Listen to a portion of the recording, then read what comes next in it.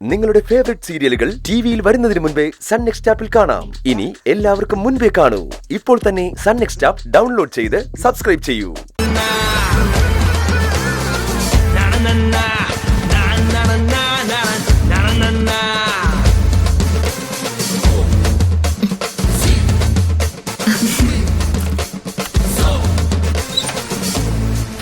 നോക്ക് നോക്ക്.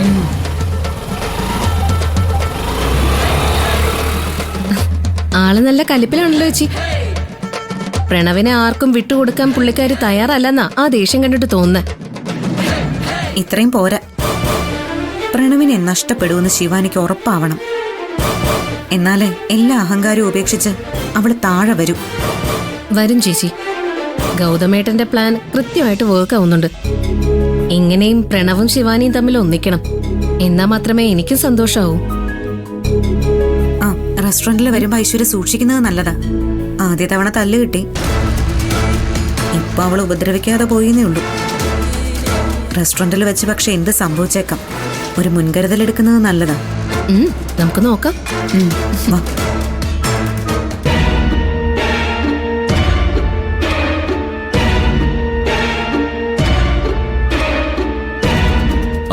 എന്തായി? അവനോട് കാര്യങ്ങൾ അവതരിപ്പിച്ചോ? ഇല്ല. പറയാത്ത എന്താ? ഇന്നല്ല നാളെ അവനെ കൊണ്ട് പോകാൻ പറ്റൂ. ഞാൻ ചെന്ന് നോക്കുമ്പോ പ്രണവതേ ബാൽക്കണിയിൽ ടെൻഷൻ അടിച്ച് നിൽക്കുക. ഗൗതവും കൂടി വാ, നമുക്ക് ഒരുമിച്ച് പോയി കാര്യം അവതരിപ്പിക്കാം. അതിനിപ്പോ ഞാനെന്തിനാ കൂടെ വരുന്നത്? കള്ളം പറയുമ്പോ എനിക്കൊരു കുഴപ്പമുണ്ട്. ചിലപ്പോ പിടി വീഴും. എന്നോട് പോലും സത്യം മറച്ചു വെക്കാൻ എക്സ്പേർട്ടായ ആളാണല്ലോ ഗൗതം. അതുകൊണ്ടാണ് കൂട്ട് വിളിച്ചത്. അതിനിടയിൽ എനിക്കിട്ടു കുത്തിക്കൂടും. കുത്തിയതൊന്നും അല്ല, ഒരു മണ്ടൻ ഐഡിയ നടപ്പിലാക്കാൻ വേണ്ടി ഞാൻ പോലും ഇഷ്ടപ്പെടാത്ത ശിവാനിയെ കൊണ്ടുവരാൻ തന്ത്രം മെനഞ്ഞതല്ലേ. അതിന്റെ പാപഭാരം അനുഭവിക്കണമല്ലോ.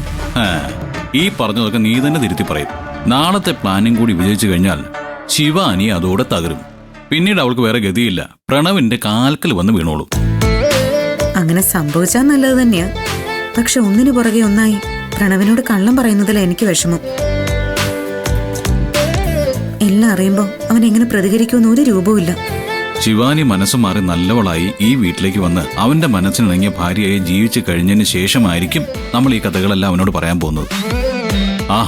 എല്ലാം നല്ലതിന് വേണ്ടിയായിരുന്നു അറിയുമ്പോ അവൻ സന്തോഷിക്കത്തേ ഉള്ളൂ. ഈ ശുഭാപ്തി വിശ്വാസം നല്ലതാ. വാ, അവനെ പോയി കാണാം. വാ.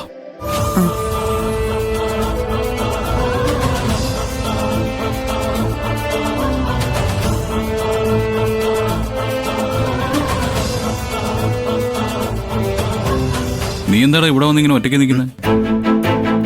ഒന്നുമില്ല, വെറുതെ ഇങ്ങനെ നിന്നേ ഉള്ളൂ. ഞങ്ങൾ നിന്നെ മുറിയിലൊക്കെ നോക്കി. പുറത്തു പോയിട്ടില്ലെന്ന് അറിയാവുന്നുണ്ട്. എവിടെ വന്ന് നോക്കിയേ? എന്താ? അതെ, ഞാനിന്ന് ഐശ്വര്യയെ കണ്ടിരുന്നു. കാര്യങ്ങളൊക്കെ ഞാൻ ഐശ്വര്യയോട് വിശദമായി തന്നെ സംസാരിച്ചു. എന്നിട്ട് ഐശ്വര്യം പറഞ്ഞു?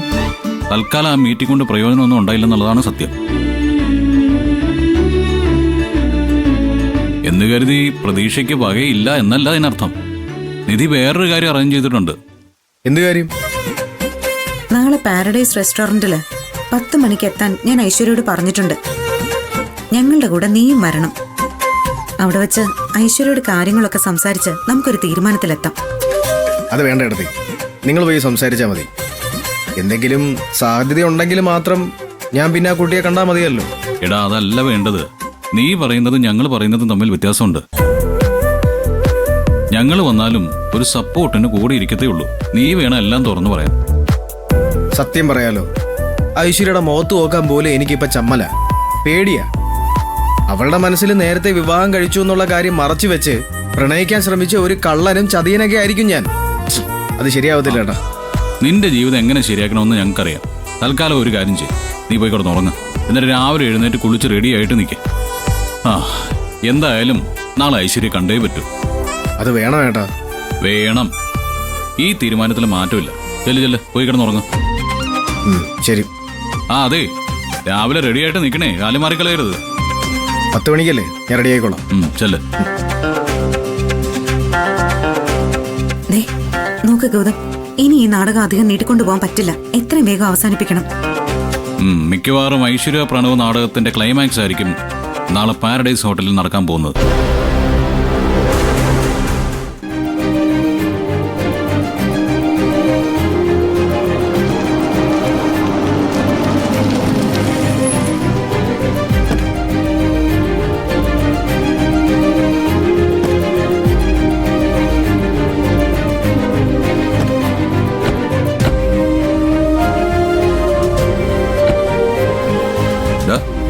നീ എന്താ ഇങ്ങനെ ഡള്ളായിട്ട് നിൽക്കുന്നത്?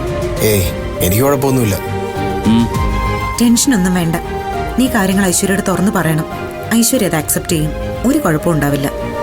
വരുന്ന പോലെ വരട്ടെ, നിങ്ങൾ വാ.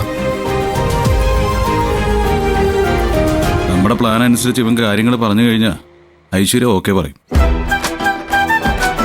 കൃത്യസമയത്ത് അത് കേൾക്കാൻ ശിവാനി ഇവിടെ എത്തുമായിരിക്കുമല്ലോ അല്ലേ? അക്കാര്യത്തിൽ സംശയമേ വേണ്ട. അവള് വരികയും ചെയ്യും, ഇവിടെ ഒരു ഭൂകമ്പം ഉണ്ടാക്കുകയും ചെയ്യും. ഒരു പ്രശ്നം ഉണ്ടാക്കാതെ ശിവാനി പ്രണവിനോട് മാപ്പ് ചോദിക്കുന്ന ഒരു അവസ്ഥയിലേക്ക് കാര്യങ്ങൾ എത്തണം. എന്നാലേ എന്റെ പ്ലാൻ സക്സസ് ആവും. ദേ പ്രണവങ്ങ് പോയി. ഗൗതം വന്നേ.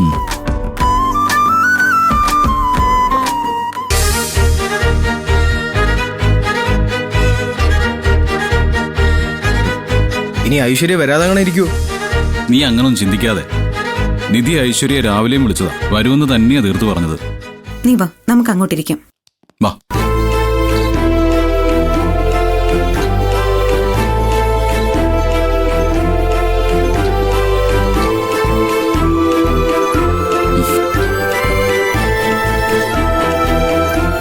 എടാ എടാ, ഞങ്ങൾ പോയി കൈ കെട്ടി വരാം. നീ വരുന്നോ?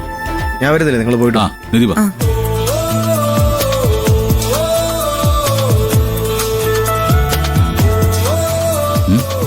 നീ എന്താ പറയാൻ വന്നത്?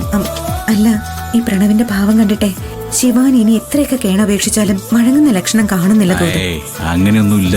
ശിവാനി താഴ്ത്തു വരുമെന്ന് ഉറപ്പായി കഴിഞ്ഞാൽ നമ്മൾ അടുത്ത ഗെയിം പ്ലാൻ പുറത്തെടുക്കും. എന്ത് ഗെയിം? അതൊക്കെ ഉണ്ട്. ആദ്യം ശിവാനി ഒന്ന് നേരെ ആവട്ടെ, അത് കഴിഞ്ഞല്ലേ ബാക്കി. ഇതിപ്പോ ഐശ്വര്യം കാണുന്നില്ല, ശിവാനിയും കാണുന്നില്ല. രണ്ടുപേരും വരുമായിരിക്കും അല്ലേ? രണ്ടുപേരെ ഇവിടെ എത്തിക്കുന്ന ഉറപ്പ് വന്ന നീയല്ലേ? എന്നിട്ട് ഇപ്പൊ എന്നോടാ ചോദിക്കുന്നത്? ഇല്ല, വരും ഗൗതം, എനിക്ക് ഉറപ്പുണ്ട്. വന്നില്ലെങ്കിൽ കംപ്ലീറ്റ് പരിപാടിയും പൊളിവേ. ആ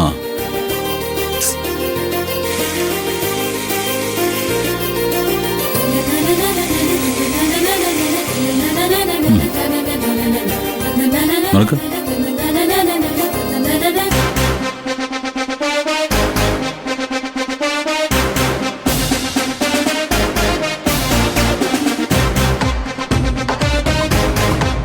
ഇതെന്താ ഇവൻ തനിച്ച്? ബാക്കിയുള്ളവരൊക്കെ എവിടെ?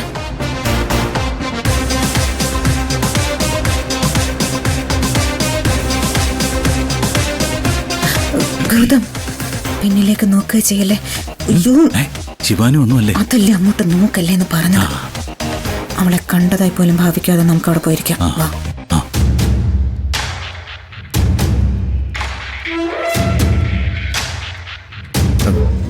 ഐശ്വര്യ ഇതുവരെ വന്നില്ലല്ലോ ഏട്ടത്തി, ഒന്ന് വിളിച്ചു നോക്കണോ? ഏയ് വിളിക്കൊന്നും വേണ്ട, ഐശ്വര്യ വന്നോളും.